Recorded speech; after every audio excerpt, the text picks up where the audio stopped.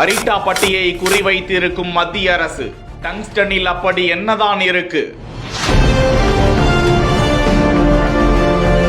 ராணுவம், விமானம், கப்பற்படை, தொழில்நுட்பங்கள், எலக்ட்ரிக்கல் என உலக அரங்கில் பல்லாண்டுகளுக்கு பல தேவைகளுக்கும் பயன்படுத்தப்பட போகும் டங்ஸ்டன் தேவை குறித்து ஒரு பார்வை. டங்ஸ்டன் சுரங்கம் அமைக்கப்பட்டால் அந்த கிராமத்திற்கு என்ன பாதிப்பு? மதுரை மண்ணை மத்திய அரசு குறிவைத்தது எதற்கு?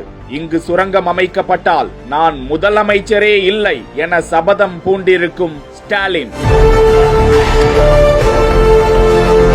கண்ணாடி குடுவைக்குள் பதிக்கப்பட்டிருக்கும் டெர்மினல்கள் அல்லது கம்பிகள் மூலம் இழைகளுக்கு மின்சாரம் வழங்கும் ஒரு பொருள் 1.5 வோல்ட் முதல் 300 வோல்ட் வரை பரந்த அளவிலான ஒளியை வழங்கி கொண்டிருக்கிறது என்றால் மிகையாகாது. டங்ஸ்டன் இழைகள் ஒளி வெளிச்சத்திற்கு மட்டும் பயன்படுத்தப்படுவது இல்லை. கட்டுமான தொழிலில் சிமெண்ட் தயாரிப்பு தொடங்கி உலோக தொழில், சுரங்க தொழில், கச்சா எண்ணெய் தயாரிப்பு பணி, சாயங்கள் தயாரிப்பு, பெயிண்டுகள் உற்பத்தி, அச்சு மைகள் தயாரிப்பு, செராமிக் தொழில், ஆபரணங்கள் தயாரிப்பு, கதிர்வீச்சு தடுப்பு தொடங்கி பூமி தொடங்கி விண்வெளி பயணம் வரை அதற்கான பயன்பாடு அதிகம் என வல்லுநர்கள் பல பதிவுகளை வெளியிட்டுள்ளனர். உலகத்திலேயே அதிக அளவில் சீனாவில்தான் டங்ஸ்டன் கனிமம் அதிக அளவில் வெட்டி எடுக்கப்படுகிறது என்றும், அடுத்ததாக வியட்நாமிலும், அடுத்ததாக ரஷ்யாவிலும், அதற்கு அடுத்தடுத்த நாடுகளின் வரிசையில் இந்தியாவிலும் டங்ஸ்டன் வெட்டி எடுக்கப்பட்டு வருவதாக தகவல்கள் கூறுகின்றன.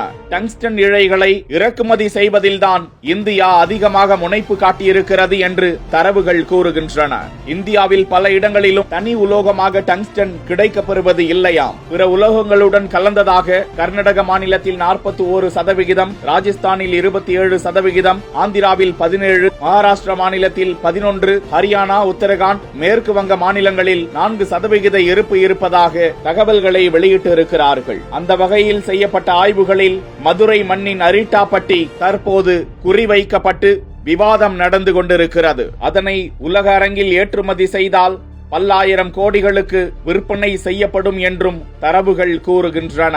டங்ஸ்டன் சுரங்கம் அமைக்கப்பட்டால் அரிட்டாப்பட்டி, மீனாட்சிபுரம், கூலானிப்பட்டி, செட்டியார்பட்டி, வல்லாளப்பட்டி, சண்முகநாதபுரம் உள்ளிட்ட 30க்கும் மேற்பட்ட கிராமங்கள் வெளியேற வேண்டிய சூழ்நிலை வருமா? முற்றிலும் விவசாயம் சார்ந்து வாழும் அந்த பகுதி மக்கள் வாழ்வாதாரத்தை இழப்பார்களாம். 200க்கும் மேற்பட்ட இயற்கை நீர் சுனைகள் அழிந்து போகுமா?